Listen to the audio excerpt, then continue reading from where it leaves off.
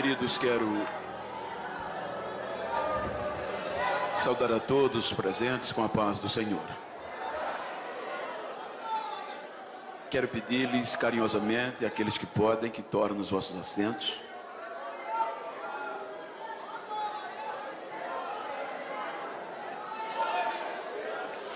Enquanto quero externar a minha gratidão a Deus pelo rico privilégio de poder estar esta noite participando da Umada. Pela primeira vez estou aqui na cidade de Anápolis.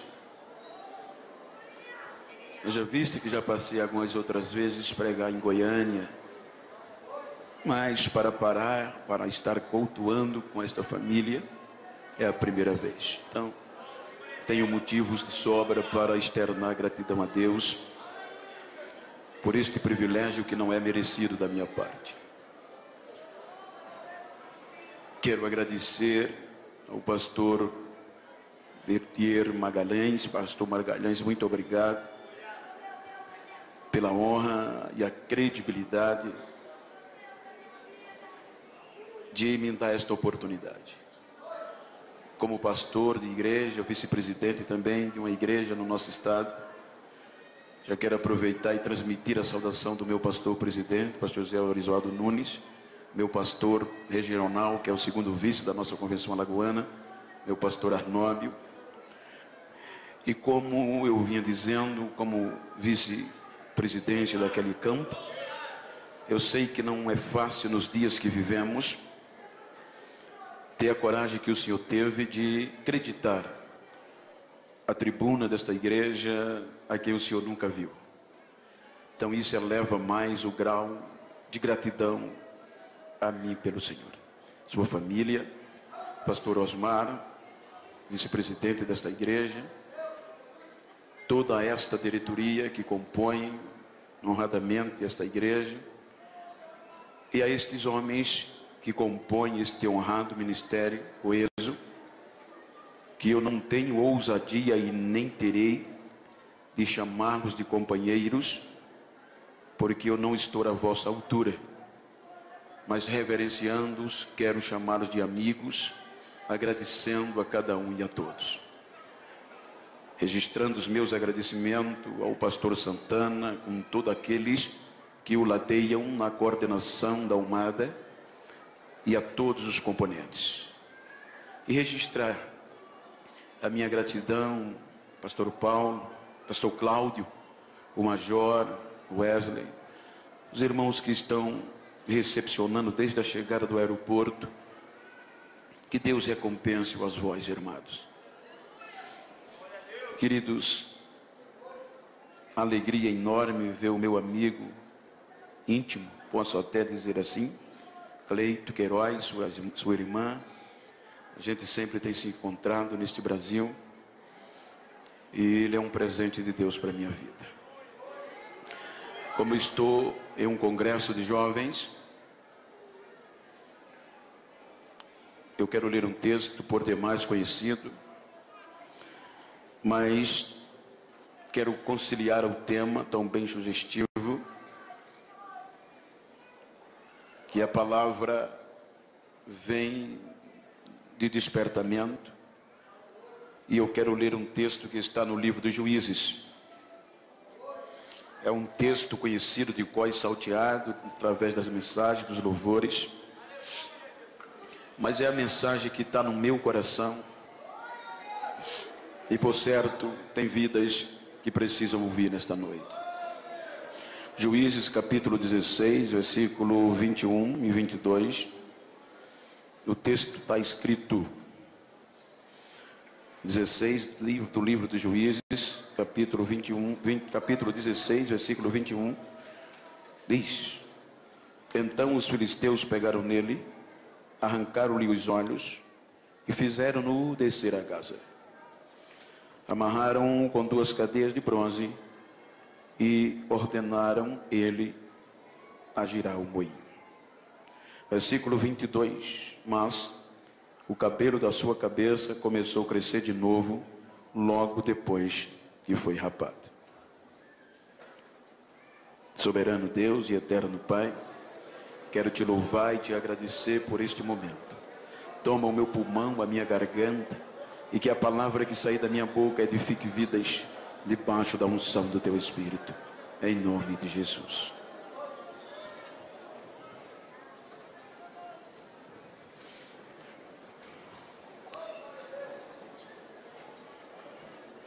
Tenho lido um texto propositalmente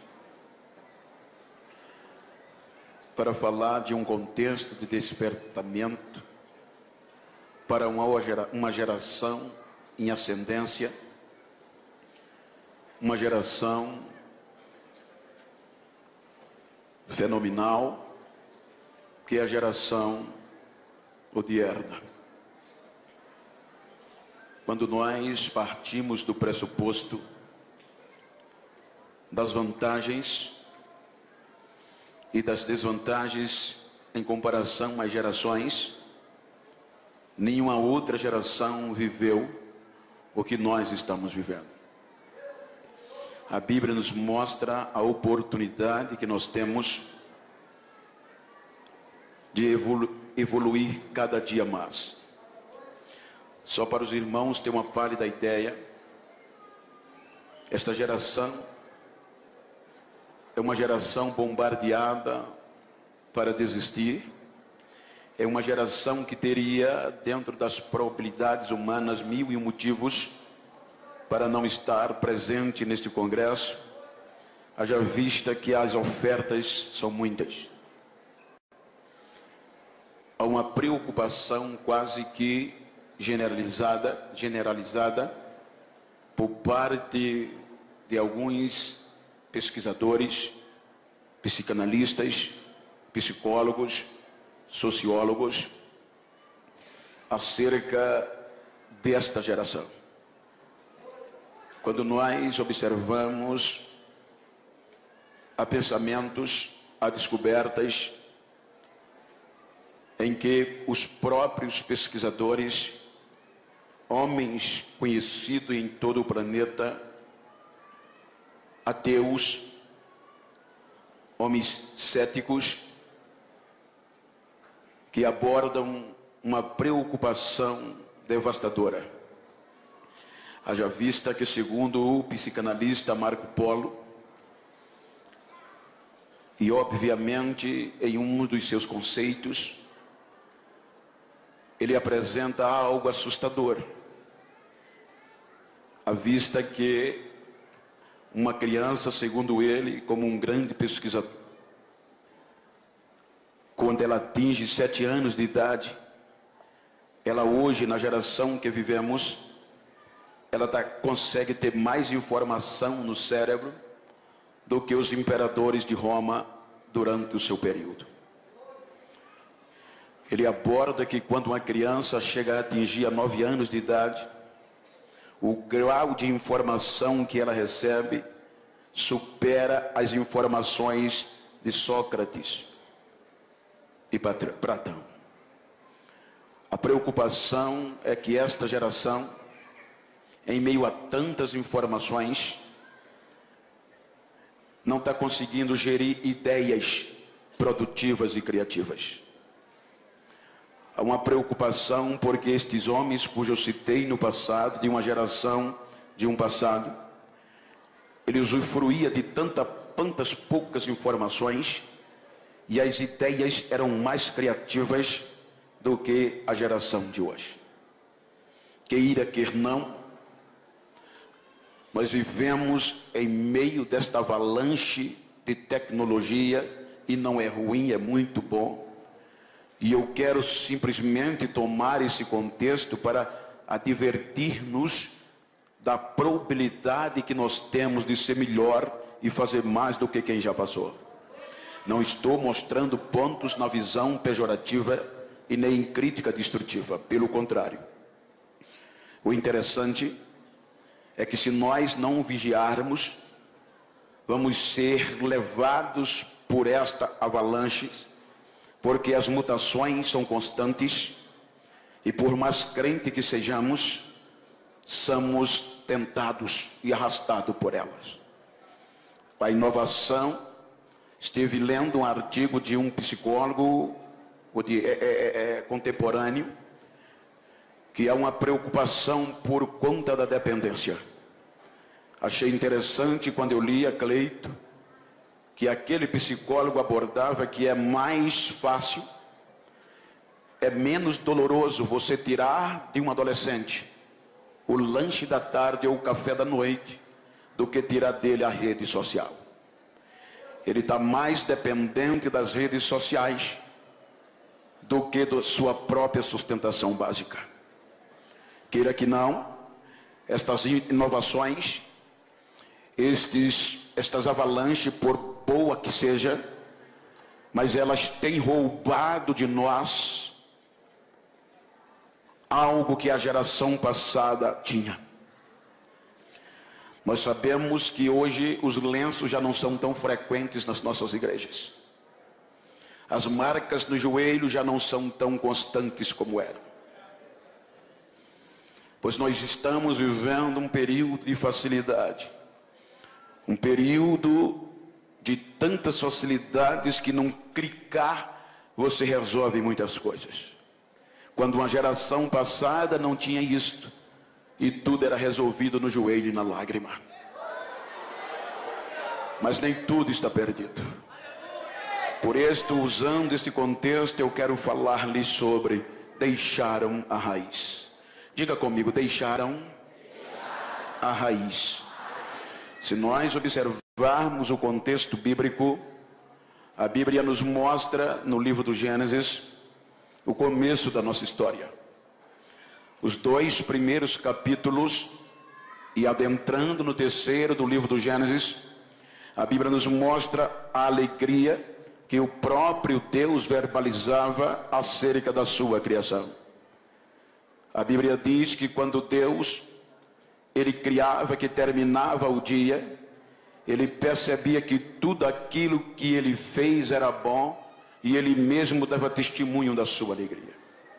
Quando Deus cria o ápice da sua glória, o ápice da criação de Deus, que foi o ser humano, a Bíblia diz que Deus criou o ser humano com a particularidade tamanha, que o ser humano foi a única criatura que galgou um patamar de intimidade com Deus como nenhuma outra. Porém, quando nós chegamos no capítulo 3, este relacionamento é quebrado. O homem decepciona a Deus por conta do seu próprio egoísmo. O homem quis conhecer o bem e o mal, e com este propósito se igualar a Deus. Então Deus aqui já tinha 1000 motivos de desistir do ser humano, de desistir do homem ou do ser humano que criou. A justiça de Deus requeria que o homem fosse exterminado, mas o amor de Deus pelo ser humano prevalece. A Bíblia diz que o homem, por conta do seu egoísmo, o pecado ludibriou, ele foi expulso da presença de Deus.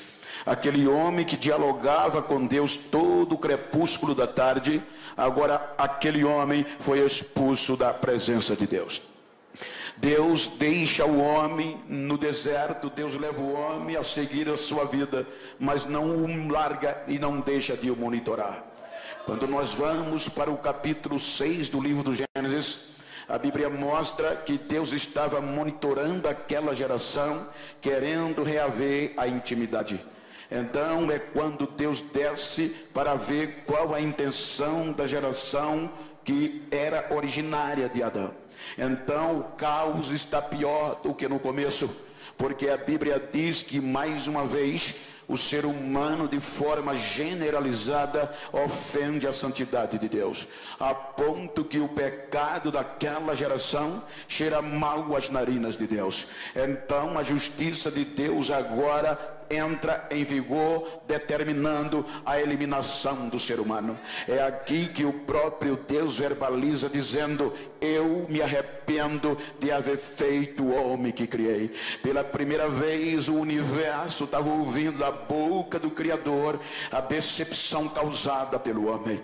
Mas quando Deus disse: por causa do homem eu também tirarei da face da terra tudo o que criei, Deus, a justiça estava estava pronta a desistir do projeto do ser humano.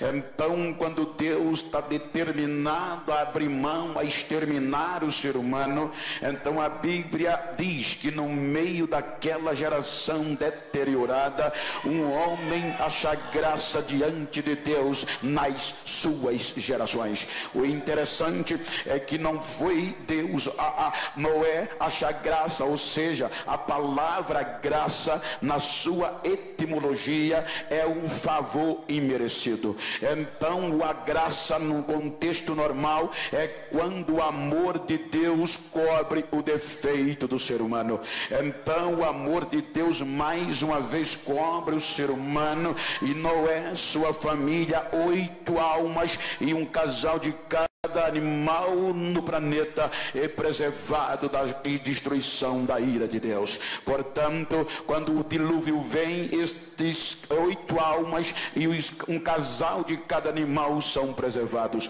Quanto quando a gente chega no capítulo 8, então a Bíblia diz que Deus vem a Noé. Agora Deus vem quebrantando e quebrantado nas suas palavras. Deus chama Noé agora em um contexto lógico. Deus estava dando a oportunidade para o homem recomeçar. Quando o homem recomeçava, agora Deus faz com que o homem pise no planeta Terra mais uma vez, e Deus faz uma nova aliança com a geração de Noé. Nunca mais eu farei o que eu acabei de fazer, nunca mais eu destruirei com água o mundo nem o homem. Então Deus faz uma aliança com o sinal no céu. Quando nós vamos para o capítulo 11, esta geração agora provinda de um contexto lógico de Noé, de um recomeço, mais uma vez decepciona a Deus, porque a Bíblia diz que esta geração no capítulo 11 se entrou mais uma vez no egoísmo e quis se livrar de Deus. A Bíblia diz que a terra gozava de um só idioma quando tiveram esta péssima ideia: criaremos uma torre cujo cume chega às nuvens do céu. Porventura Deus queira desistir e destruir a terra com água, nós temos como nos livrar dele. Então é quando Deus vem, observa, e agora Deus espalha aquela geração, e aí vem as diversidades de idiomas que hoje nós estamos vivendo. Quando nós chegamos no capítulo 12 do livro do Gênesis, o negócio fica melhor, porque agora Deus faz algo inusitado desde a criação do homem. A Bíblia diz que Deus resolve criar um projeto de resgate, o maior projeto de resgate da intimidade entre ele e o homem, mais uma vez. Pela primeira vez desde a queda do Gênesis, do capítulo 1 no capítulo 12. Era a primeira vez que Deus estava entrando em uma terra idólatra dentro desta geração, para mais uma vez depositar crédito ao ser humano. A Bíblia diz que Deus vai lá na terra onde o povo era idólatra. A família de Abraão também era idólatra, adorando o sol, a lua como um Deus que os protegia. Então Deus vai lá e faz uma proposta a um homem chamado Abraão: sai da tua terra, do meio da tua parentela, e vai para uma terra que eu te mostrarei. O maior projeto missionário na visão transcultural do Antigo Testamento. Não vou entrar nas entrelinhas, mas agora era Deus querendo reaver a intimidade com o ser humano de novo. Então na geração de Abraão, aí você vai encontrar que pela primeira vez desde a queda do homem, Deus pôde falar com o ser humano abertamente. Aí Deus volta a dizer: Abraão é meu amigo. Agora mais uma vez o homem é chamado amigo de Deus na geração de Abraão. Abraão resgatou a intimidade pessoal entre o homem homem e Deus, nenhum contexto literal, mas não no contexto espiritual, porque ele era simplesmente o começo de um projeto em um berço espiritual que culminou em Jesus Cristo. Quando nós passamos a geração de Adão, aí deparamos-nos com uma nova geração, a geração conhecida como a geração de Isaac. A geração de Isaac, ela andou nos passos do próprio pai, ele conservou o que o pai ensinou. Quando nós passamos da geração de Isaac, deparamos-nos com uma geração de Jacó, uma geração que teve o encontro com Deus no val de Jaboque. A Bíblia nos mostra algo interessante. O anjo, quando transforma Jacó, que fazia parte, era o alvo do projeto, então o anjo diz: a partir de hoje não será mais Jacó o teu nome, mas o teu nome será Israel, aquele que luta com Deus e prevalece. Quando nós vamos para o contexto humano, é quase que inconcebível e imensurável. Não dá para raciocinar o homem conseguindo vencer a Deus, pois a Bíblia diz que o homem prevaleceu contra Deus. Aí quando nós vamos para o livro de Oséias, Oséias mostra porque Jacó venceu a Deus. Ele diz que a intimidade naquele momento de Jacó com Deus foi tão íntima. E por onde veio esta intimidade? Pelo joelho e pelas lágrimas que ele chorava. Jacó, a arma de vencer a Deus é joelho e lágrima descendo dos olhos. Porque o salmista no Salmo 56, ele diz que nós esquecemos das lágrimas que derramamos. O salmista no Salmo 56, ele diz que Deus não perde uma gota de lágrima que cai do olho do crente, que é um projeto dele. A Bíblia diz que o anjo pega toda gota de lágrima e leva num outro para Deus, e Deus pega a lágrima e coloca no arquivo. Para quê? Para quando o adversário, o inimigo, achar que Deus vai desistir do homem, vai abrir mão dele, aí Deus vai no arquivo e as lágrimas dele estão lá. Aí não tem para ninguém. Deus desce automaticamente e faz o que tinha que acontecer. Se você observar o que uma intimidade com Deus faz, você vai ver quando Davi estava cercado por gigantes, aonde a morte já sussurrava nos seus ouvidos. Aí Davi diz que na sua angústia, no meio das suas lágrimas, ele clamou a Deus, e Deus do céu ouviu o clamor de um crente aflito lá embaixo. Aí ele continua dizendo no livro de Samuel: então quando Deus ouviu o meu clamor e viu as minhas lágrimas, ele ficou irado, fumaça saiu das suas narinas, ele chamou um querubim, montou na asa do querubim e saiu voando nas asas do vento. Aí ele diz: o relâmpago apareceu, o trovão começou a trovejar,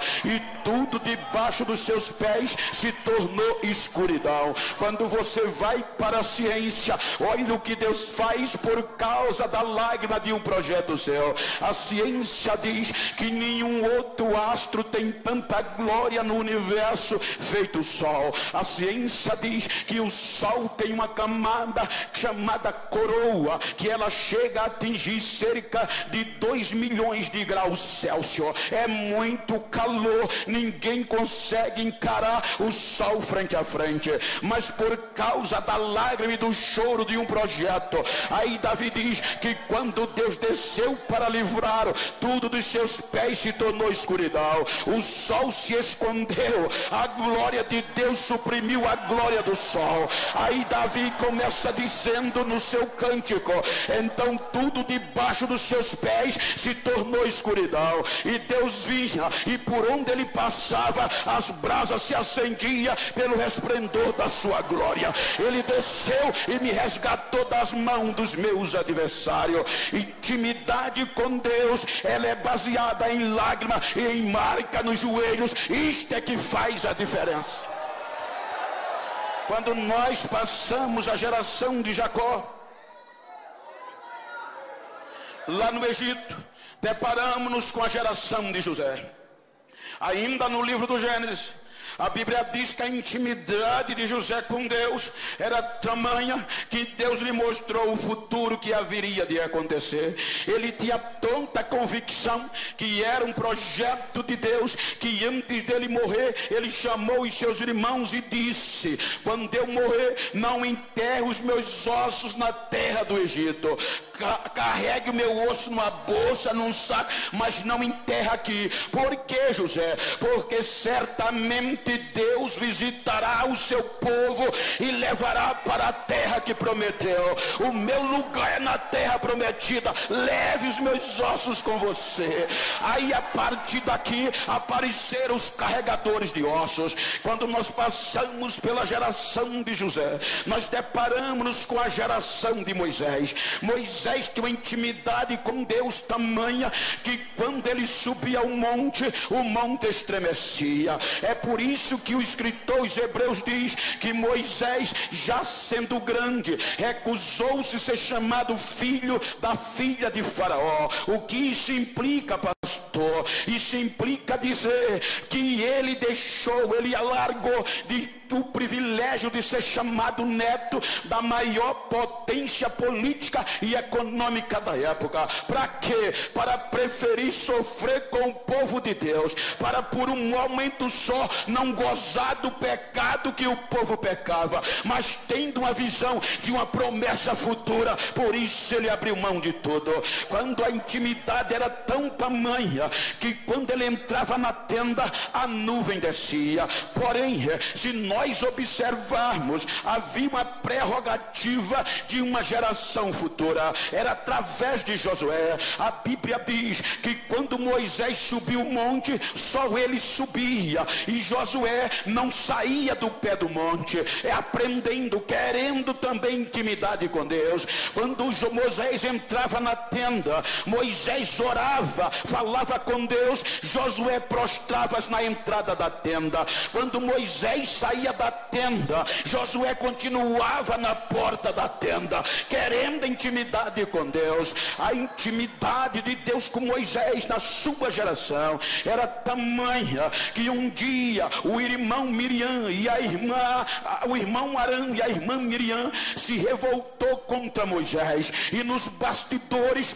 começaram a difamá-lo por conta de uma atitude. Então Moisés nem sabia, mas Deus já ouviu lá de cima. Isso é que é amigo. Aí Deus vem e não diz a Moisés, diz: Moisés, eu quero uma reunião particular com você, com Miriam e com Arão. Leve-os para fora da tenda. Quando os três saíram fora da tenda, aí Deus desce e fala para Miriam e Arão. Disse: Miriam e Arão, eu falo com os profetas, falo sim, mas com os profetas eu falo por meio de visões e de sonhos, mas com Moisés não. Moisés eu falo com ele cara a cara, olhando nos olhos dele. Ei, diga para quem está ao seu lado, se você puder, diga: se quer ter problema, fale mal de mim. Falar mal de um projeto de Deus é arriscado demais. Projeto de Deus tem intimidade com ele.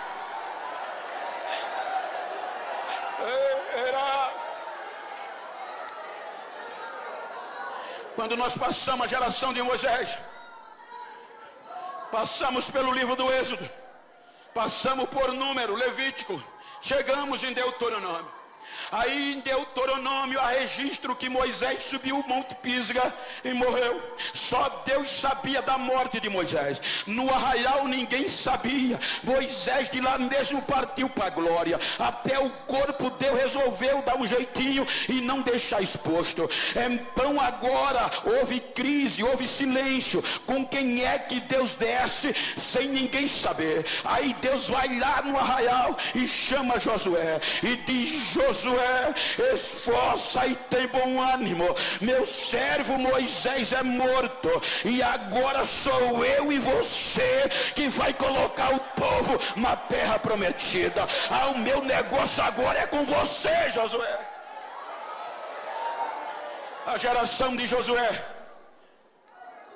guardou a intimidade. Veja que foi através de Josué que Deus colocou o povo na terra prometida.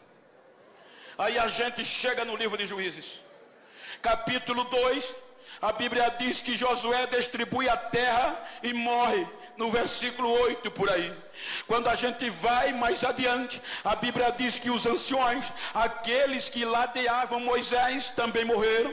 Aí vem o versículo 10. O versículo 10 diz que veio, levantou uma nova geração que não conhecia Deus e não tinha intimidade com os seus milagres. Uma geração que levantou-se, levada pela modernidade da época, pelo egoísmo da época. Uma geração que não sabia o que era milagre e não sabia o que era lágrima no olho. Uma geração que não tinha marca no joelho. Uma geração que andava na base da razão, segundo o seu entendimento. Uma geração que perdeu a sensibilidade com Deus. Então é aqui que começa o drama, porque pela primeira vez este povo, projeto especial de Deus, é entregue à escravidão. Como lá no Egito foram 430 anos aproximadamente, a maioria deles foi de escravidão, mas agora era a primeira vez que o projeto de Deus estava sendo escravo dentro da terra da promessa. É inadmissível, pela primeira vez da história do povo de Deus, o povo estava sendo escravizado dentro da terra da promessa. Por 8 anos Deus entrega este povo na mão dos moradores da Mesopotâmia. Então o que é que acontece? Vai passando os anos, porque é inadmissível um crente ser oprimido dentro da igreja. Israel ser escrava no Egito até era concebível, mas agora escrava dentro da própria pátria, o povo, isso não é não dá para assimilar. 8 anos de escravidão. Aí esta geração resolveu voltar ao passado. Esta geração resolveu esquecer um pouco da razão e entrar pelo contexto da fé. Então a Bíblia diz que esta geração começa a chorar e bota o joelho no chão, coloca a cara no pó, e sabendo que Deus não resiste choro de crente. Ou seja, quando esta geração chora, aí Deus já poderia ter desistido, mas não desistiu. A Bíblia diz que Deus levanta do trono, o Espírito do Senhor desce e levanta Otiniel, e Toniel liberta o povo da mão de Cusã-Risataí. Agora parecia tudo fácil, parecia tudo bom. Aí o povo volta a ter paz e Deus queria abençoar, mas aí vem o outro incidente. O povo torna a fazer o que era mal. A Bíblia diz que Deus entrega o povo na mão de uma coalizão política e militar, formada pela Amonitas e Moabita, liderada pelo rei Egrom. Aí mais uma vez, 18 anos o povo na escravidão. O interessante é que depois de 18 anos o povo volta a chorar. Aquela geração gostou de chorar e sabia que Deus não resiste, ou seja, ela ora. Deus poderia desistir, mas não desiste. Por que, pastor? Porque a Bíblia diz que os nossos erros não alteram quem é Deus, os nossos defeitos não mudam quem é Deus, pois a Bíblia diz que mesmo o povo sendo infiel, Deus permanece fiel do mesmo jeito. Os nossos erros não mudam quem é Deus. O povo chora e Deus liberta. 80 anos de paz. Aí nesses 80 anos, Deus disse: agora eu vou cumprir o que eu prometi ao meu amigo Abraão.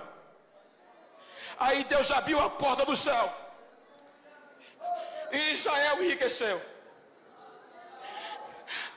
Débora começa a contar no capítulo 4, e a história diz que o campo começou a produzir,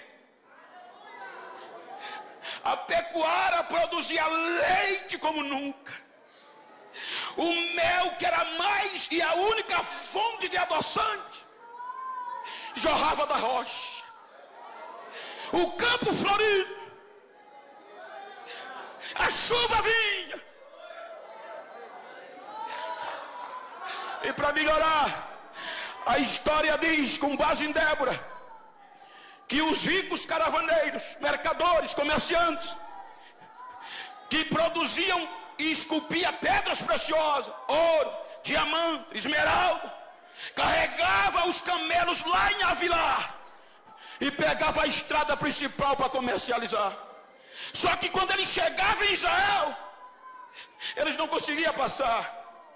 Eles deixavam toda a pedra preciosa. E sabe o que era que eles trocavam? Por sal do Mar Morto e por folha de mato medicinal. Ou seja, nesses 80 anos, Deus faz isso. Ele faz o rico trocar ouro por sal para abençoar o crente. Ele faz o rico levar folha de mato para casa, até folha de jurubeba, até folha de piqui, e deixar ouro para mostrar que Ele é Deus e não há como Ele. Ele faz isso. O povo enriqueceu. A facilidade começou a aparecer. Para que orar? Se está tudo nos conformes. A Bíblia diz que o povo ficou rico. Os armazéns do ano seguinte tinha mais probabilidade, o prognóstico, o previsto, sempre o real superava a previsão. Para que orar? Aí o povo se esqueceu de Deus. Aí Deus entrega esse povo mais uma vez à escravidão. E agora Deus resolve entregar para doer. A Bíblia diz que Deus entrega o seu povo na mão de Jabim, rei de Canaã. Quem era Jabim por 20 anos, duramente? Era o homem que sabia por onde entrava a riqueza de Israel. Aí a Bíblia diz que Jabim sabia que os caravaneiros vinham pelo sul. Ele colocou brite no caminho do sul. Ele sabia que pelo norte entrava mais ouro. Ele fechou o caminho do norte. Ele sabia que pelo leste vinha pedra preciosa. Ele colocou soldado no caminho para os mercadores não passar. Ele sabia que do outro lado os 4 pontos cardeais ele fecha com brite de soldado. Aí é que por isso que Débora diz em Juízes: os viajantes vinham e não podiam passar, tomavam caminhos tortuosos e não chegavam nas aldeias de Israel. Aí com isso o povo foi empobrecendo mais uma vez, porque sem Deus não dá não, sem Deus não vale a pena. Aí agora Deus faz o povo chorar. Enquanto a crise assolava, o povo ficou tão pobre que não tinha escudo e não tinha lança. O que é que Deus faz? Cala! Só que Jabim era bom de guerra. O exército poderoso fechou tudo, vou minar, e minou, empobreceu o povo. Só que Jabim cometeu um erro estratégico de guerra. O que é que houve? A Bíblia diz que ele fechou todas as entradas, mas ele se esqueceu de fechar um circo de oração que funcionava debaixo de um pé de palmeira. Ele esqueceu de fechar o lugar de intimidade com Deus. A Bíblia diz que debaixo do pé de palmeira tinha uma mulher que não aceitava a crise. A lágrima rolava debaixo do pé de palmeira. Deus, vem Deus, vem Deus. E Deus desceu. Intimidade. Não tenho tempo e nem quero me estender. Você entra no capítulo 6. O povo volta a fazer o que era mal. E olhe que a Bíblia diz que o livramento que Deus deu foi grande das mãos de Jabim. Quando você chega no capítulo 6,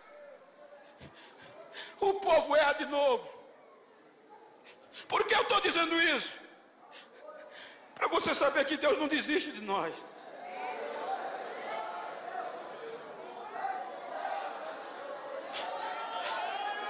Aí agora vem os midianitas e amalequitas. O povo plantava.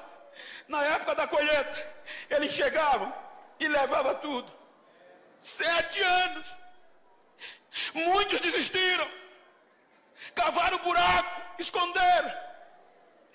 Fizeram caverna, colocaram. Mas tinha um jovem guardando a semente no lagar.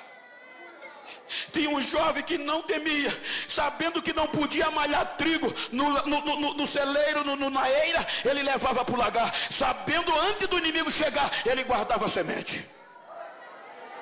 Aí o anjo achou aquilo tão interessante, que a Bíblia diz que um dia ele estava malhando o trigo no lagar. O anjo chegou debaixo de um pé de pau e sentou. Olhando o jovem, meteu a marreta no trigo. Pá, pá. Aí o anjo disse: esse cara é macho. Se não for goiano, é alagoano. Esse é. Aí o anjo grita de lá: o Senhor é contigo, varão valoroso. Aí Gideão olha para trás e diz: ai, meu Senhor, se o Senhor é conosco, de onde nos sobrevém tão grande mal? Por quê? Onde estão os milagres que nossos pais nos contaram?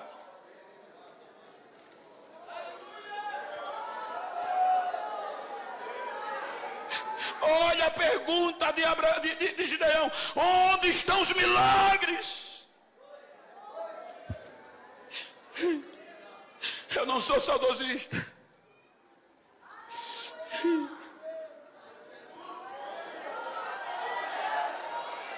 mas às vezes dá saudade do nosso tempo antigo,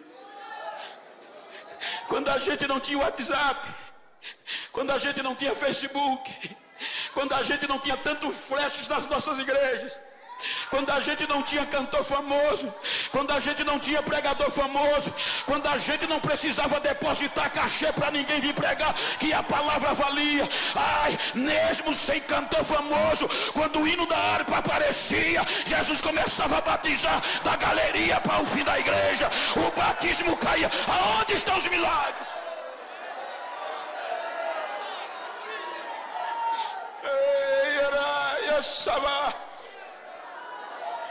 Os nossos congressos tinha dificuldades para terminar. Quando o conjunto cantava, Jesus batizava, curava. Terminava os cultos e jovem era difícil controlar. Sacudidos pelo poder de Deus, desmaiado, correndo para lá e para cá dentro da igreja. Quem morria ressuscitava. Terminava o culto, o pastor dizia: como é que vai parar esse culto? Já é meia-noite, apaga as luzes. Quando apagava as luzes, era que o fogo pegava, o fogo caía e ninguém podia sair. Leva para casa como bota dentro do carro de mão, leva nas costas. A gente saía com os jovens dos carros de mão, dentro do carro de mão, falando em língua, profetizando, tendo visão, e os não crentes correndo atrás. Eu quero, eu quero, eu quero, eu quero. Era milagre em praça pública.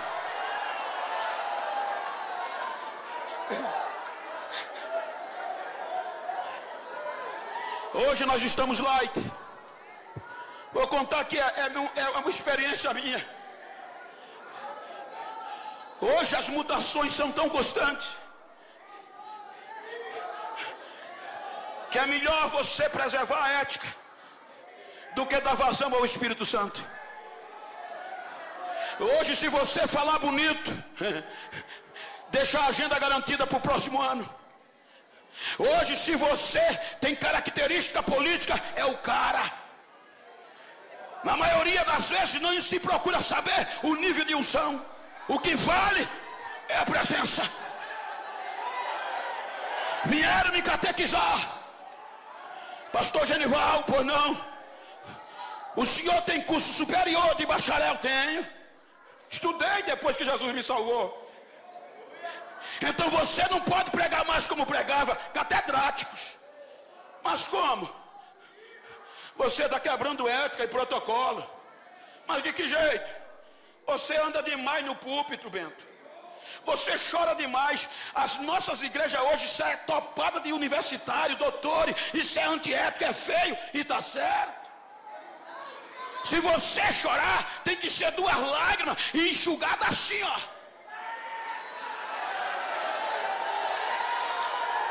Esse negócio de falar línguas estranhas no microfone é feio.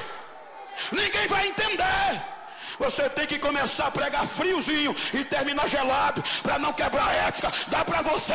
Eu digo, dá não, doutor. Mas por quê? Eu sou assembleano até o tutano. Eu nasci no fogo, eu nasci no Pentecoste, eu nasci no fogo. Cadê a geração do milagre? Cadê a geração que não vai deixar essa chama apagar? Cadê a geração que com anel ou sem anel ainda fala em línguas estranhas, ainda profetiza?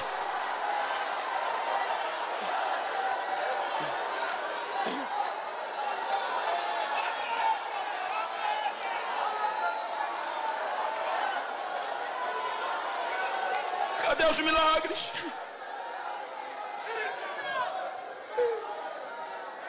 Há mais preocupação no número de CD e DVD que vamos vender.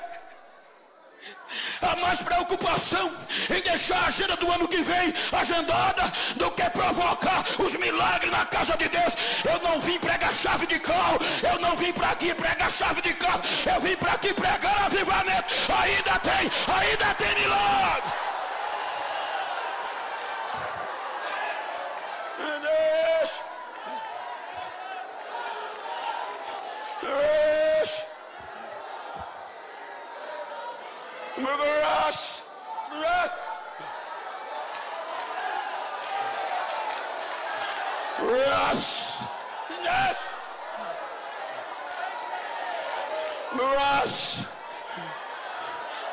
De graça baixa,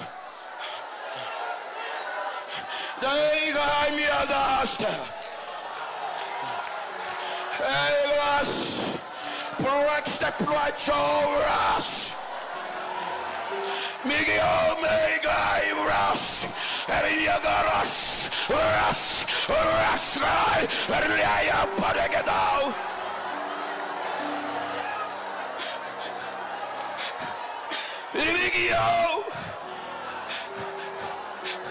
A minha glória está invadindo vidas nesta noite. Eu estou sacudindo uma geração pentecostal como nunca antes da história. Esta noite eu encho a galeria da minha glória e derramo na nave da igreja. O meu espírito está renovando vidas, porque eu estou distribuindo dons neste momento, diz o Senhor desta igreja.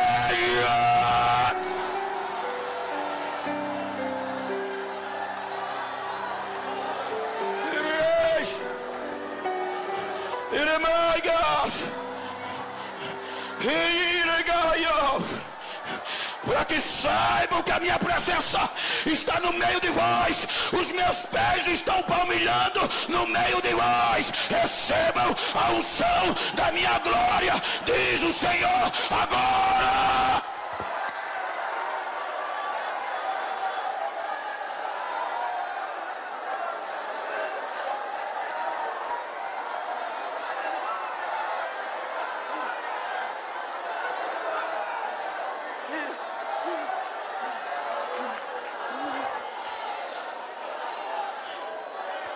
Onde estão os milagres que os nossos pais nos contaram? Quando você passa a Gideão, o povo volta a errar.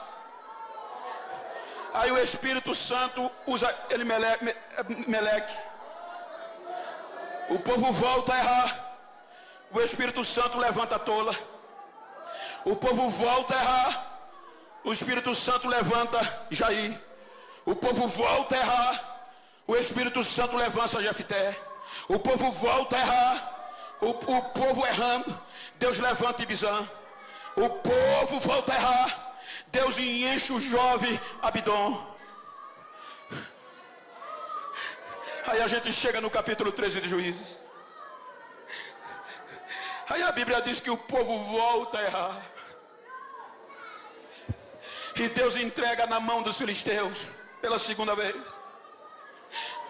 40 anos. 40 anos. O povo não aguentou. Chora.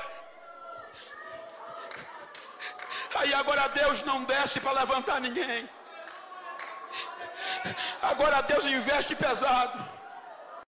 Ele vai usar as portas de emergência. Ele sempre tem uma porta de emergência.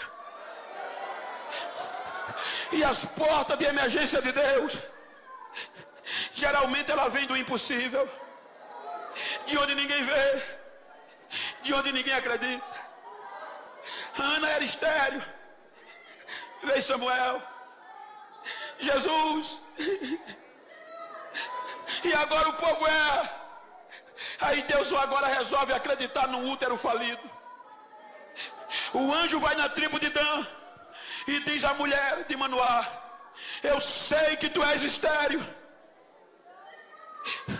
o teu útero é falido, tu está vivendo no ápice do opróbrio, da vergonha, mas resolveu Deus usar o teu útero falido, e no teu útero vai nascer um menino. É um projeto de Deus, e ele vai livrar o povo de Deus das mãos dos filisteus.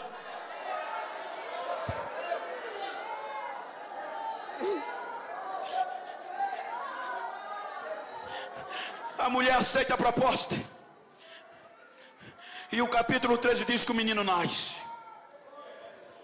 O anjo disse à mulher: ensina ele é nazireu, ele não pode beber nada derivado da uva, não pode comer comida imunda, não pode tocar em cadáver, e não pode passar navalha na cabeça. Ensina ele. Foi aqui que Salomão escreve os provérbios no sentido familiar. Ensina o menino no caminho que se deve andar, para quando ele crescer não se desviar. Veja que Salomão não diz que ensina o caminho, ele manda ensinar no caminho. Por quê? Porque ensinar o caminho qualquer um pode ensinar, mas você corre o risco de se perder. Mas ensinar no caminho é impossível se perder, porque você vai junto, você vai na frente. É por aqui, a gente chega. Quando a gente vai terminando o capítulo 13, a Bíblia diz que o menino ia crescendo, e o Espírito Santo incitava o menino, provocava ele.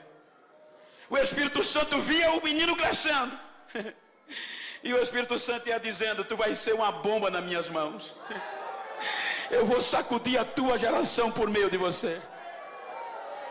Quando a gente chega no capítulo 14, o menino cresceu.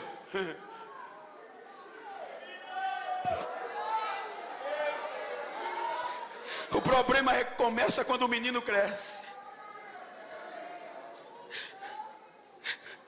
É a onda hoje, né? Essa semana eu recebi um telefonema dos Estados Unidos da América, de uma agência de publicidade, querendo ser meus agenciadores nos Estados Unidos. Pastor, a gente é agenciador de muitos pregadores e cantores famosos, e será uma honra para a gente ter o senhor na nossa agência. Oh, meu filho, eu já tenho.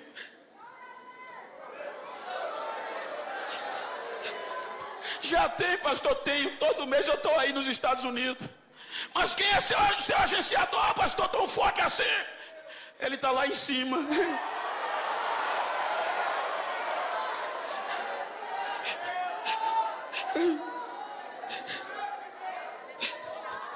O menino cresceu. E quando o menino cresce, a onda é essa: entrei com os 2 pés, quebrei tudo. Quebra nada. Quem quebra é Deus, quem refaz é Deus. Outro dia eu fui pregar em um congresso, pastor, experiência para os jovens, que é na minha vida. Era cerca de 23, 25 mil pessoas.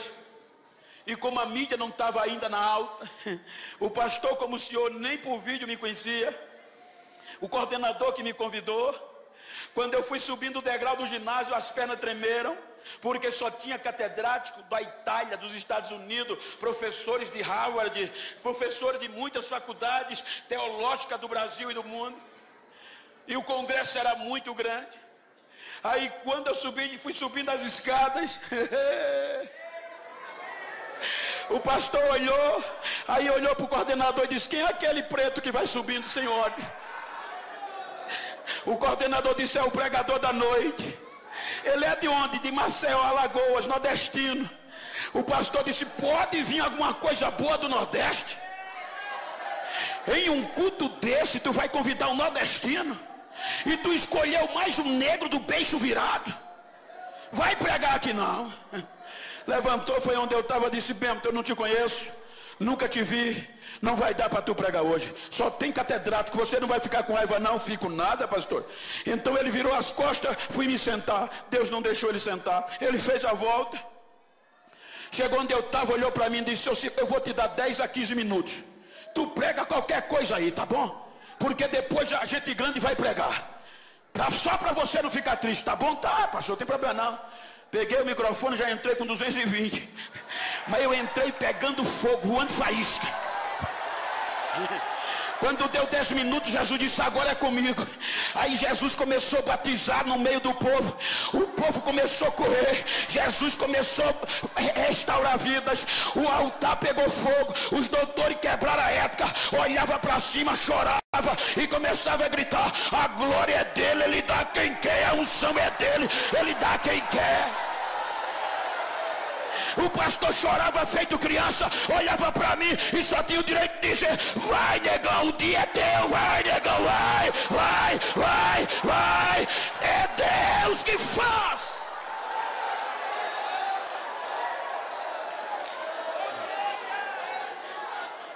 O menino cresceu, gente. Enquanto o menino não tinha crescido, a mamãe contornava: mamãe, por que fulano anda daquele jeito que eu não posso? Você é diferente, você é um projeto, meu filho. O menino cresceu e se apaixonou por uma mulher da Filisteia, na cidade de Tímina. Quando ele se apaixona pela moça, o pai não conseguiu contornar. O menino estava ficando famoso. Aí o pai e a mãe vai em Tímina acertar o casamento, o noivado. A Bíblia diz que quando eles vão passando na plantação de uva, aí o leão sai de dentro das uvas contra o menino, para desgraçar o projeto. Quando o leão vai atacando o menino, aí o Espírito Santo disse: agora eu te pego. Aí o Espírito Santo pegou Sansão, e Sansão rasgou o leão como se fosse um cabrito novo. Se escondeu debaixo do pé de uva. Acertou o noivado e volta para casa. Aí mais adiante o escritor diz: tornou ele a voltar e agora ele vai só. E quando ele vai só, ele se desvia do caminho. A Bíblia diz que ele foi olhar o corpo do cadáver. Está escrito, ele desviou do caminho. Ele foi olhar o que tinha acontecido com o cadáver do leão. Quando ele chegou lá, que viu o corpo coberto de favo de mel, ele esqueceu que não podia tocar em cadáver.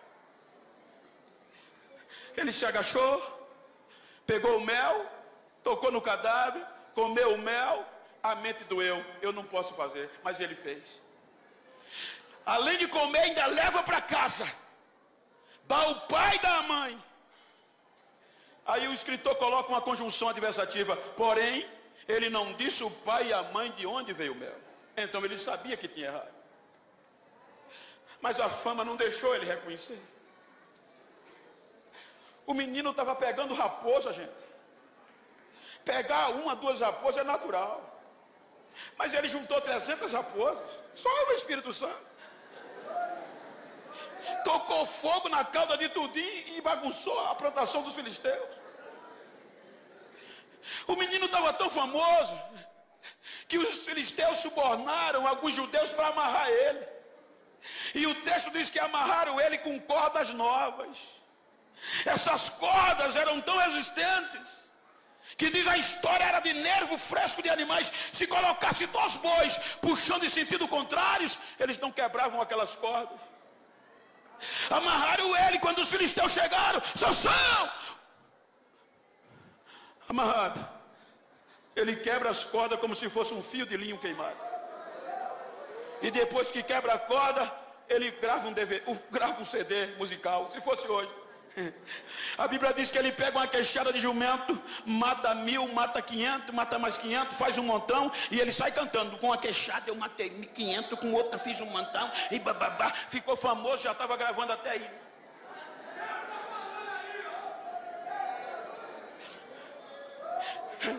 O segundo incidente, a Bíblia diz que ele volta para Tímina e promove um banquete com os amigos.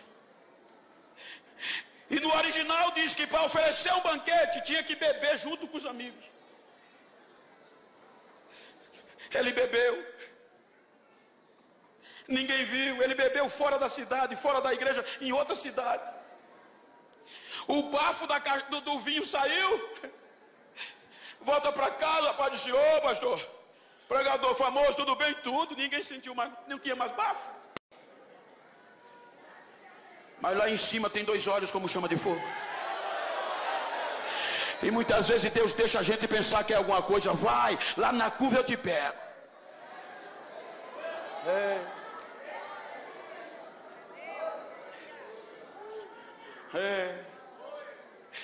O capítulo 15 era para Sansão recomeçar, gente.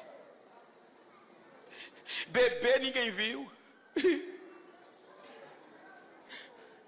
Comeu o mel ninguém viu.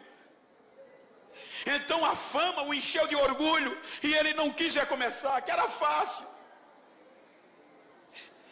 Quando você lê o capítulo 6 de Números, Deus deixou uma porta de recomeço para um nazireu que falhasse. Deus disse: Moisés, quando um homem fizer um voto de nazereado, ensina a ele, Moisés, que ele não pode comer nada derivado da uva, não pode comer uva passas. Ele não pode, Moisés, de maneira nenhuma tocar em cadáver, ainda que seja o cadáver do pai, da mãe, do irmão, da irmã. Mas, Moisés, se acontecer algum incidente, diga a ele, Moisés, que tem jeito. Manda ele procurar o sacerdote. Quando ele chegar no sacerdote, o sacerdote pega ele, deixa ele em 6 dias de observação. No 7º dia, o sacerdote leva ele para a porta da tenda e rapa a cabeça dele. No 8º dia, ele traz um cordeiro pela expiação, ele traz 2 rolinhas, está resolvido. Porém, Moisés, tem que recomeçar. Ou seja, se tem 5 anos de nazereado, zera, recomeça de novo com a cabeça rapada. Só que para beber ninguém viu. Está na lei. Para tocar no cadáver ninguém viu, deu para esconder. Mas já pensou? Amanhecer no outro dia com a cabeça rapada na porta da igreja? Todo mundo ia saber, o famoso caiu. O caba pecou. E a história diz que o maior inimigo do recomeço se chama orgulho. O maior inimigo do recomeço se chama orgulho. Era fácil demais. O capítulo 15 era para ele recomeçar. Mas o orgulho não deixou. Aí vem o capítulo 16. Como ele não procurou o sacerdote, aí Deus disse: eu vou mostrar quem é que manda aqui. Aí joga ele na mão de Dalila. Na mão de Dalila, ele não aguenta 3 chavecos. Primeiro, ele sai de fininho.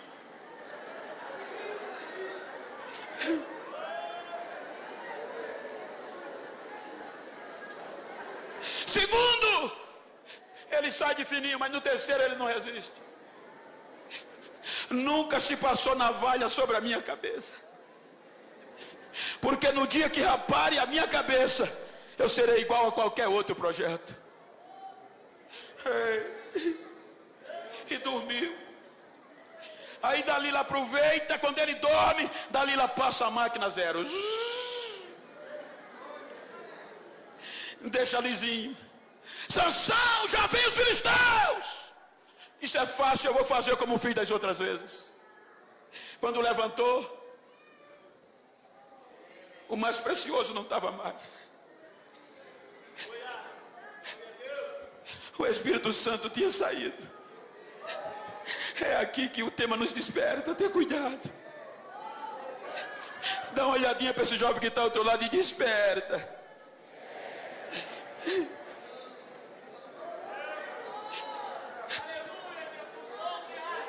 O Espírito Santo foi embora. Os filisteus arrancaram o globo ocular de Sansão, gente. Amarraram-o com 2 cadeias de bronze.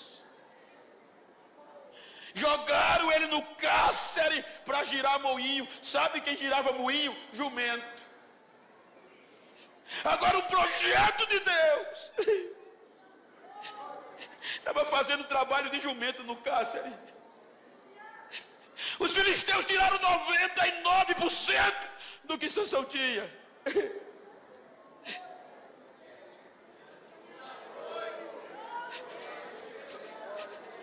Mas Deus é incrível. Se você ler o versículo 22, você vai encontrar o que Deus mostrou para Dalila e os filisteus. Salvo engano, mas eu um dia li um artigo com contexto capilar que me dizia que o cabelo durante 30 dias ele cresce 2 centímetros, mas aqui está diferente. A Bíblia diz que era Dalila rapando o cabelo e logo depois o cabelo voltando a crescer. Era Deus dizendo para Dalila: você está pensando que eu vou desistir dele? Você está pensando que eu vou abandonar ele? Deus não abandona seus projetos. Me permita dizer que é a primeira vez que eu estou aqui. E se o Senhor permitir, eu pedi para o tecladista me ajudar. Quantas vezes eu não quis tirar minha vida? Por quê, pastor? Porque dizia: esse negro não vale o que come. Mas um dia chegou um jovem e disse: eu conheço alguém que não abandona você. Quem é? Jesus. Eu fui para a igreja depois de 3 meses evangelizado, sem acreditar. Jesus me aceitou. Com 15 dias me batizou com o Espírito Santo. Com 1 mês eu desci as águas. Com 1 ano eu liderava a mocidade lá no interiorzão, dentro do canavial. Com 1 ano e meio de crente, chegou um pregador num culto de domingo, eu sentado lá numa igrejinha pequena. Ele disse: fica de pé você, Genival. Quando eu fiquei, ele disse: você é um projeto de Deus. Deus te tirou do pó e vai fazer você andar no meio dos príncipes. O mundo vai ouvir falar o teu nome e o Brasil vai ser pequeno para você pregar. Só que era impossível na ótica humana, na lógica do homem. Pobre, dentro do canavial. Foi tão sério que com 3 dias depois, um grupo de obreiros foi me aconselhar. E com razão. Genival, você chegou na igreja agora. A gente já tem anos aqui. E para você não ficar triste, não acredita naquilo que ouviste do pregador, não. Mas por quê? Porque você é diferente, não tem jeito. Mas eu não sou crente. Mas você tem 3 defeitos que não vão te aceitar. Então quais são os meus defeitos? Tu é pobre, analfabeto e preto.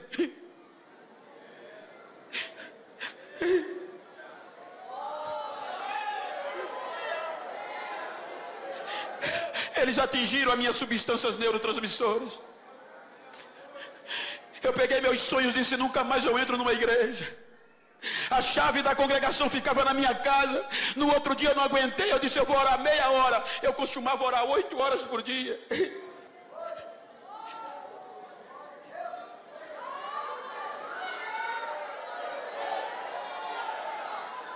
Quando eu dobrei o joelho meia hora para me levantar, não consegui, porque tinha 2 mãos nos meus ombros dizendo: fica aí que eu vou mostrar quem eu sou a você.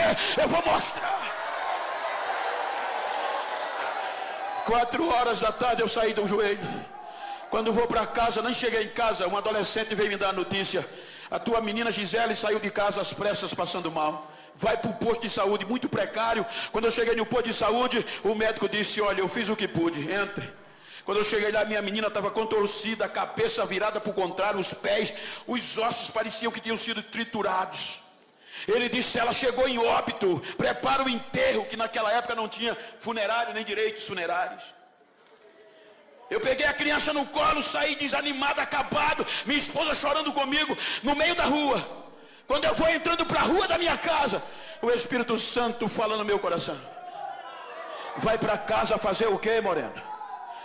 Volte para onde você estava orando, leve ela, que hoje eu vou mostrar a você quem sou eu. Hoje eu vou mostrar a você o que é que eu faço com os meus projetos.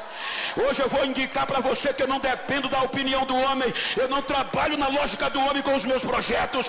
Vai para lá que eu vou te mostrar quem eu sou. Leva ela para lá. Eu passei direto, joguei a menina no piso da igreja e gritei: acabou!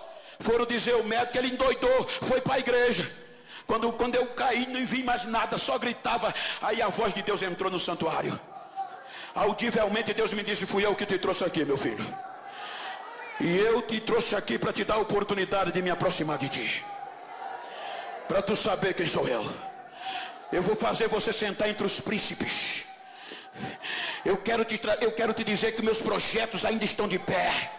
As minhas propostas estão de pé. Eu não desisto de você. E para você saber quem sou eu, veja o que eu estou fazendo. Quando ele disse assim, não deu 10 segundos, a menina deu um pulo no meio da igreja e saiu correndo. Pai, pai, pai. Ele deleitou em 10 segundos a menina. O médico, as enfermeiras olhavam para mim sem acreditar e diziam: o que é que houve? Eu gritava: o Senhor disse que meus sonhos morreram, meu projeto, mas o Jesus dos crentes ainda é vivo. Ele faz como quer, ele usa quem quer, do jeito que quer.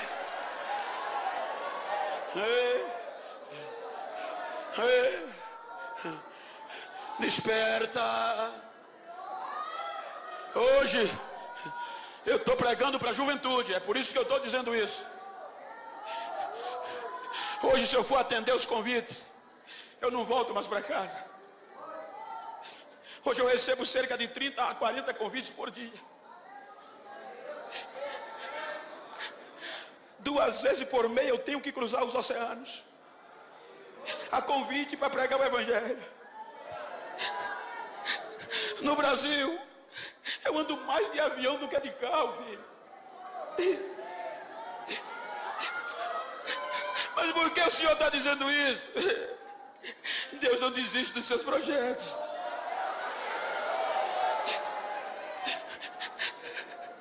Hoje eu prego nos maiores trabalhos do Brasil e nas convenções e no mundo inteiro. Acostumado a andar de carroça de trator, em lombo de burro. Hoje desembarco nos aeroportos. Tem alguém me esperando. Mas Bento, faz um site. Eu não tenho site. Bento, vende DVD. Nunca vendi um DVD. Usa cartões para o mundo te conhecer. Nunca usei cartões telefônicos. Só ando com a Bíblia e o óculos. E hoje esqueci do óculos no hotel. Mas como é que vão te conhecer, Genival? Sem site, sem Facebook, não importa. A minha Bíblia diz que os raios, antes de cair, eles vão perguntar a Deus aonde cai. A minha Bíblia diz que o vento, antes de soprar, se apresenta a Deus e diz: para que lado eu sopro hoje? Aí Deus deixa Deus soprar, deixa. Aí para lá, leva, leva. Deus sopra.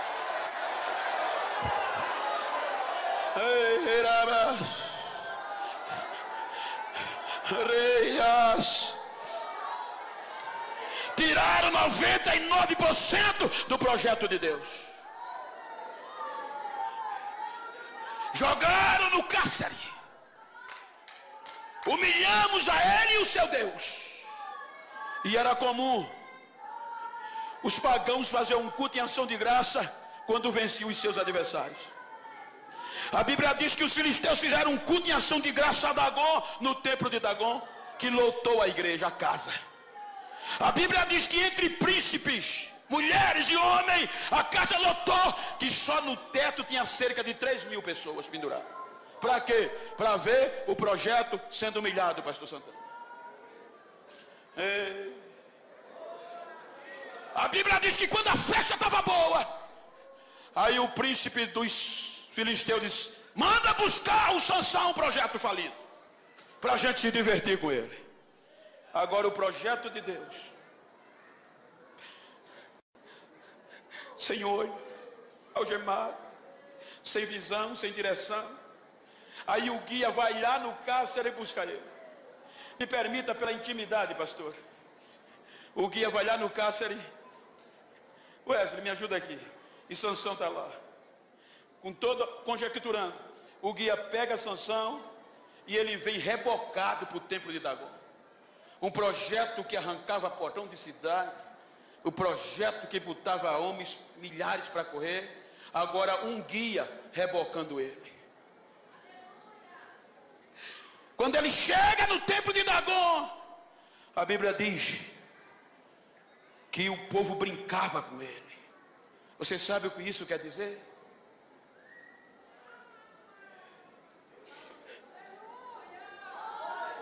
É porque na hora da crise os amigos geralmente vão embora. Aí Sansão sendo humilhado, aí ele já cansado olha para o guia e diz: me coloca na coluna central. O guia leva ele, deixa ele perto da coluna. É aqui que aprendemos uma lição que eu quero transmitir nessa noite. Tiraram 99% de Sansão, mas não tiraram a esperança dele. Diga para quem está ao seu lado: os teus erros não destrói você. O que pode te destruir é faltar a esperança. Enquanto tiver esperança, Deus está disposto a usar de novo. Veja que Sansão nas entrelinhas diz isso. A Bíblia diz que quando ele está na coluna, que sente a coluna, ele não ora, ele clama. Porque isso implica dizer que ele já vinha orando no cárcere. Porque a oração é um diálogo, com tempo de falar e de ouvir.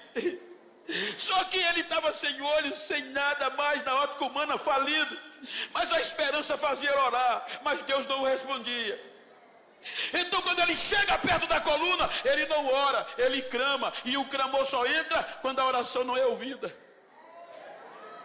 Porque enquanto a oração é um diálogo, o clamor é você pegar o botão do volume, tocar no máximo e abrir a goela. Aí a Bíblia diz que quando ele está perto da coluna, ele clama: Senhor, me usa de novo. Pelo menos só essa vez. Eu quero sentir tua presença de novo, me usa. Na hora, o Espírito Santo desce, sacode Sansão. Agora na presença de Deus ele pega as colunas e joga o templo de Dagon para baixo. Isso é lindo demais. E o que é mais lindo, pastor? É se você ler do capítulo 13 ao capítulo 16, você vai encontrar cerca de 96 versículos. E nesses 96 versículos, você vai encontrar aproximadamente 20 dizendo as façanhas de Sansão. Sansão arrancou porta, Sansão tocou fogo, Sansão fez isso, Sansão bababá, Sansão bababá. Só a fama de Sansão. E Deus só usou a parte B do versículo do capítulo 16, o único versículo do penúltimo, para estar lá escrito: no último dia de Sansão, ele fez mais proeza do que em toda a sua vida. Ou seja, Deus não precisa muito tempo para distribuir, para devolver o que tomaram de você. Deus não precisa fazer rodeio para te encher de novo, para te sacudir de novo na terra. Fique em pé, por favor. Ei, ajuda aqui, ué. Se você pode, vira para esse crente que está do teu lado. Eu sou pastor de igreja. Eu não vim aqui emocionar você, eu vim pregar a palavra do jeito que ela é. Vira assim para ele, se for do mesmo sexo, a não ser que sejam parentes, íntimo, vira assim, olha para ele, frente a frente, olha para ela. E diga para ele, não estou nem aí como você chegou aqui nesse culto. Estou nem aí como você chegou nesse congresso. Diga ele, estou preocupado como você vai sair. Diga, eu tenho uma palavra para você. Me faz um favor. Se porventura, depois desse congresso, tu encontrar algum filisteu perdido por aí, que não acredita mais em mim, que pensou que eu estava acabado, que Deus tinha desistido de mim, faz um favor para mim, dá 2 recadinhos a ele. Primeiro recado, diga que eles cometeram um erro. Segundo recado, foi me deixar vivo. Terceiro recado, diga a eles que eles aparam a cabeça, mas deixaram a raiz.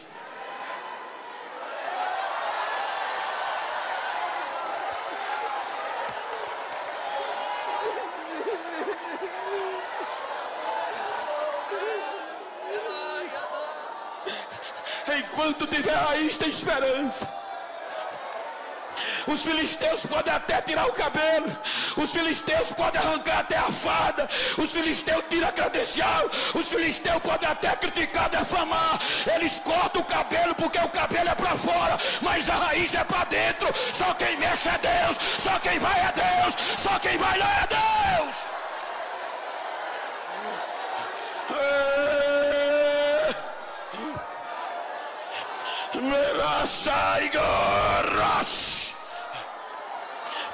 Tem raiz. Se tem raiz, tem recomeço. Se tem raiz, tem recomeço. Se tem raiz, tem recomeço. Se tem raiz, tem recomeço. Se tem raiz, Deus está devolvendo de novo. Se tem raiz, vai crescer de novo. Se tem raiz da velha geração, vai ter batismo, vai ter cura, vai ter dons espirituais sendo devolvido hoje.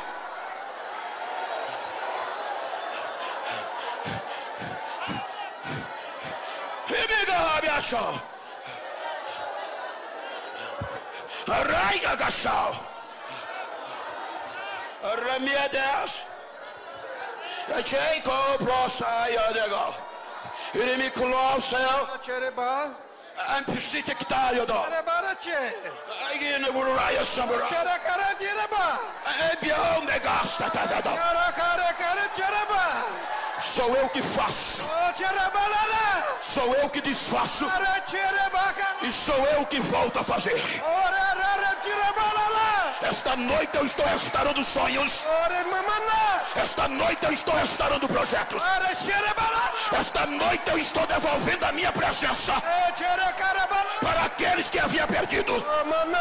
Esta noite eu estou fazendo algo grande e novo no meio de vós, para que vocês saibam que eu tenho urgência.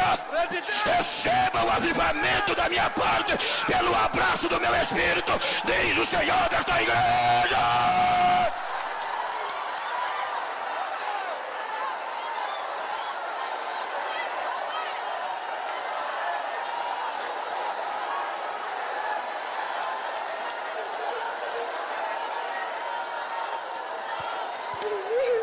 Pastor Margalhães, me perdoe, mas eu vou quebrar a ética. Eu estou sendo cheio de uma unção sobrenatural. Recebe a unção que está descendo aqui agora.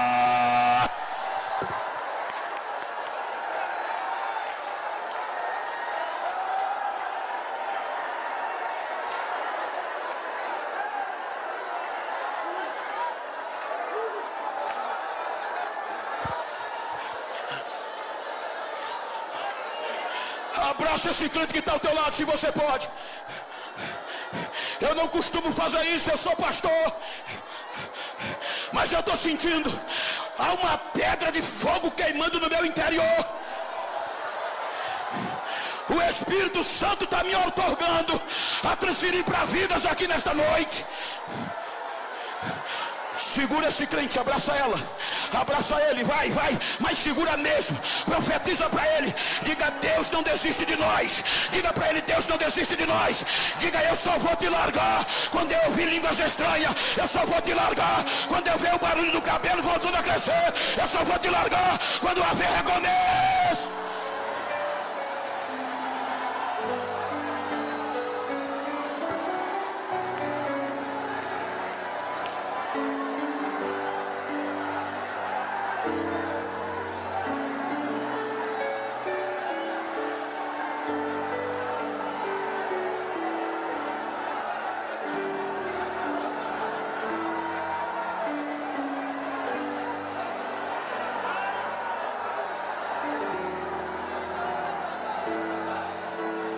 Quem tem língua, fala em línguas estranhas.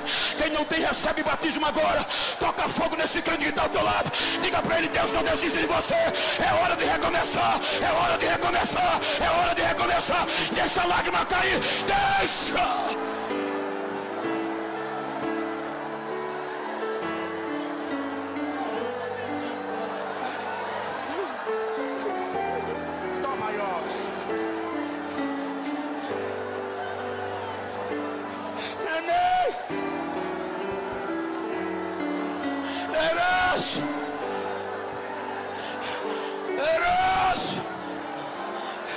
Eros,